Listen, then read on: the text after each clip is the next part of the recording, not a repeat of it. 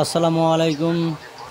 Hello guys, দেখেন আপনারা এই মোবাইলটার ওয়ান অফ প্রবলেম রিয়েলমি 3 মানে চার্জিং লোগো আসার পর কীভাবে একটা লেখা আসে, মোবাইল অন হইতেও লেখা আসে।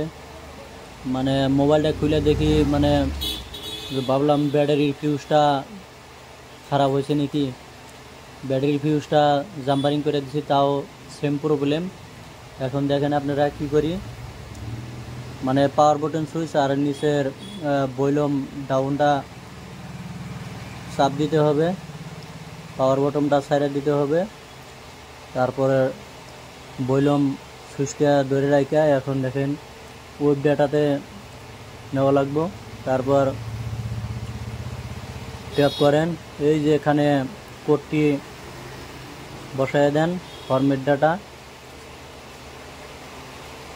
লোডিং নিচ্ছে।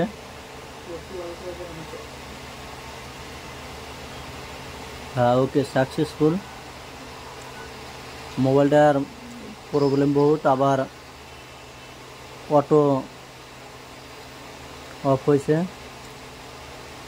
এখন দেখেন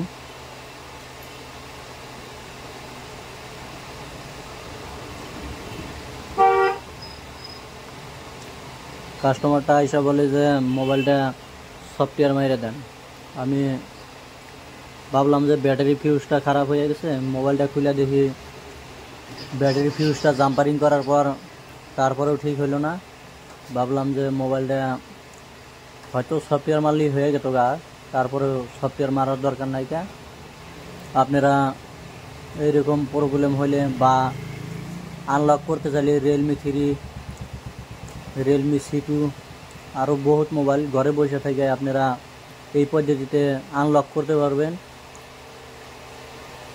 সেম পদ্ধতিতে। এখন লোডিং নিচ্ছে, দেখেন আপনারা ফুল ভিডিও দেখলে সে আপনারা বুঝতে পারবেন কিভাবে আনলক করা লাগে, বা এইরকম সমস্যা দিলে রিয়েলমি 3 কীভাবে সমাধান করা লাগে, ফুল ভিডিও দেখলে বুঝতে পারবেন। দেখেন আপনারা FRP আয়ে পড়ছে, এখন FRP বাইপাস করতে হবে। কিভাবে FRP বাইপাস করা লাগে,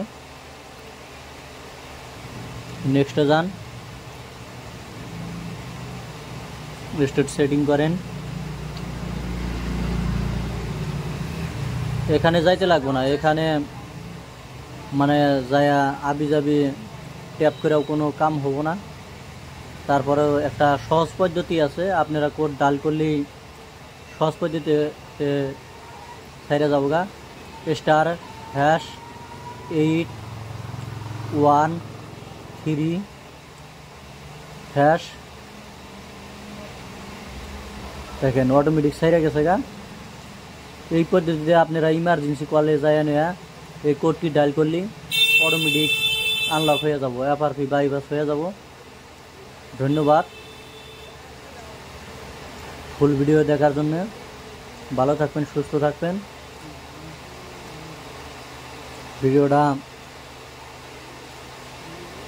ইউটিউবে দেখলে সাবস্ক্রাইব করে দিবেন, আর ফেসবুকে দেখলে ফলো করে দিবেন।